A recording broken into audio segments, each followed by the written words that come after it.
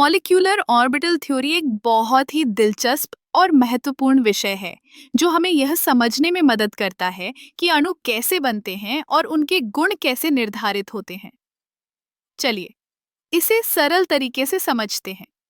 जब हम अणुओं की बात करते हैं तो हमें पहले यह समझना होगा कि परमाणु के इलेक्ट्रॉन कैसे व्यवस्थित होते हैं। पारंपरिक दृष्टिकोण के अनुसार इलेक्ट्रॉन एक निश्चित स्थान पर होते हैं जिसे हम ऑर्बिटल कहते हैं।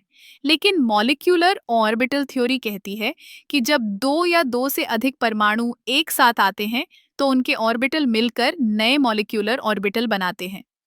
इन मॉलिक्यूलर ऑर्बिटल को दो मुख्य श्रेणियों में बांटा जाता है, बंधनकारी ऑर्बिटल और एंटी बंधनकारी ऑर्बिटल।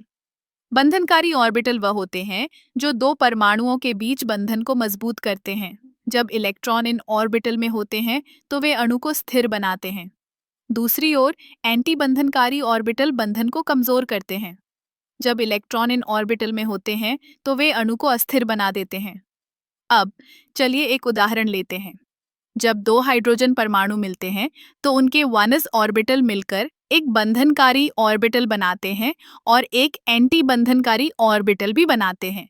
बंधनकारी ऑर्बिटल में दोनों इलेक्ट्रॉन होते हैं जो अणु को स्थिर बनाते हैं, लेकिन एंटी बंधनकारी ऑर्बिटल में कोई इलेक्ट्रॉन नहीं होता, इसलिए हाइड्रोजन अणु स्थिर होता है।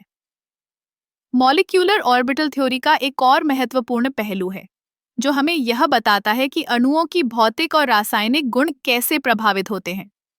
उदाहरण के लिए ऑक्सीजन अणु में 16 इलेक्ट्रॉन होते हैं। जब हम इनके मॉलिक्यूलर ऑर्बिटल को देखते हैं तो हमें पता चलता है कि ऑक्सीजन में 2 इलेक्ट्रॉन बंधनकारी ऑर्बिटल में और 2 एंटी बंधनकारी ऑर्बिटल में होते हैं। इसका मतलब है कि ऑक्सीजन अणु में एक निश्चित मात्रा में अस्थिरता होती है जो इसे अन्य अणुओं के साथ प्रतिक्रिया करने के लिए प्रेरित करती है। इस थ्योरी का उपयोग करके हम यह भी समझ सकते हैं कि अणुओं की बंधन ऊर्जा क्या होगी। बंधनकारी ऑर्बिटल में अधिक इलेक्ट्रॉन होने से बंधन ऊर्जा बढ़ती है, जबकि एंटी बंधनकारी ऑर्बिटल में इलेक्ट्रॉन होने से बंधन ऊर्जा कम होती है। तो मॉलिक्यूलर ऑर्बिटल थ्योरी हमें यह समझने में मदद करती है कि अणु कैसे बनते हैं, उनके गुण क्या होते हैं और वे एक दूसरे के साथ कैसे प्रतिक्रिया करते हैं। यह थ्योरी न केवल रसायन विज्ञान में बल्कि भौतिकी और सामग्री विज्ञान में भी बहुत महत्वपूर्ण है। इस तरह मॉलिक्यूलर ऑर्बिटल थ्योरी हमें अणुओं की दुनिया में एक नई दृष्टि देती है जो हमें विज्ञान के इस अद्भुत क्षेत्र में और गहराई से जाने का अवसर प्रदान करती है।